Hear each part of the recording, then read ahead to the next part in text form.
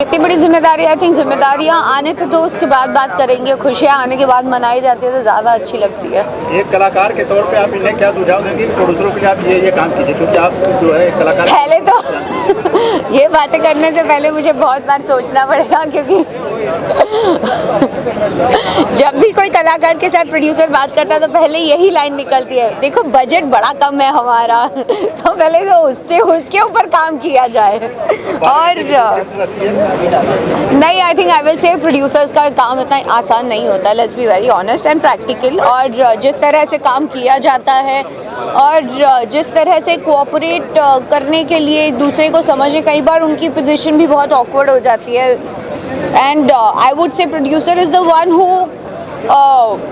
जो सबसे ज़्यादा इन्वॉल्व होता है प्रोजेक्ट में शुरू से लेके अंत तक, और उनकी जर्नी हालांकि बहुत कम लोगों को पता होती है। तो बट हाँ, कई बार इतनी अच्छी होती है कि लंबी चलती है, कई बार इतनी अच्छी होती है कि समझ में नहीं आता कि कहाँ रास्ता ख़त्म हो जाता है।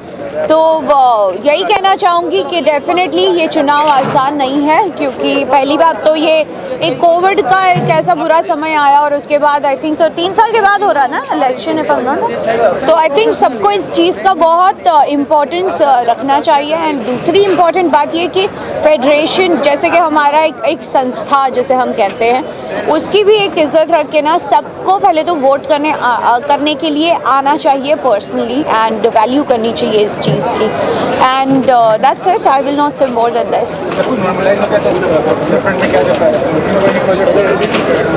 I think that let the right time come, I will speak about it. अभय जी के बारे में आप क्या कहेंगे? आप तो काफी नजदीक से जानती हैं, आपने इनके साथ विदेश में शो भी किए हैं, क्या कहेंगे? मैं इनको अपने बचपन से जानती हूँ, मतलब मेरे करियर शुरू करते वक्त से लेके अब तक। एंड मुझे लगता है कि अभी तो बहुत लंबी जर्नी है, अभी नई शुरुआत हुई है।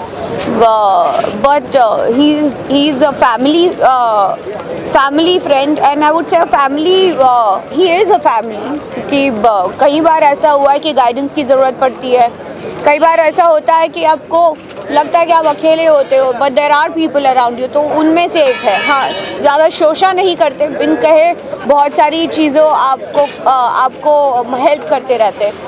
तो I will only say one thing कि he is a wonderful person, and बहुत लोगों को के डेब्यू किए हैं, बहुत लोगों को फिल्म इंडस्ट्री में जीवनदान दिया है, and a very well and renowned person. So जिस कमेटी में आपके दो प्रोड्यूसर हैं, अभय सर हैं, उसके बाद सुनील दुगना सर हैं, क्या कहेंगे सुनील दुगना sir? I think I will just say one thing, that my journey started with them and it's still going on. So it's a good luck. So it shows itself their hard work is still so good, and उनका constant एक journey होना itself says a lot of things. So मैं चाहे कितने भी शब्द बोलूँ, वो शायद बहुत मुझे लगेगा कि मैंने बहुत कम बोला। कंसिस्टेंसी होना किसी भी चीज़ में बहुत इंपॉर्टेंट है। कंसिस्टेंसी आई विल से, किसी जुड़ में अगर किसी भी चीज़ में आप जुड़ जाते हो ना, तो उसको आधे से कभी छोड़ो मत, उसे पूरा करो। एंड ये एक रास्ता ऐसा है जो ख़त्म होने में बहुत लंबा समय है। तो I think they are still here, and number 1 position पे बने रहना it's not a joke. I love to work, और मुझे मेरा इतना कुछ अच्छा सा प्रोजेक्ट मिला, then I will definitely think about it. परवा गाना आया है मेरा, बहुत अच्छा है अपेरेंटली, एंड इट्स अबाउट कि हम लोग एक बहुत नॉर्मल हम सोचते हैं कि यार ये मैं कर लूँ वो कर लूँ, but people are so judgmental at the end of the day. आप अपने आप को रोक देते हैं, तो आप वो करो जो आपके लिए सही है। और कई बार अगर आप झुंड में नहीं अकेले चलते हो तो उसके लिए भी बहुत ताकत लगती है। तो सॉन्ग इज़ अबाउट दैट।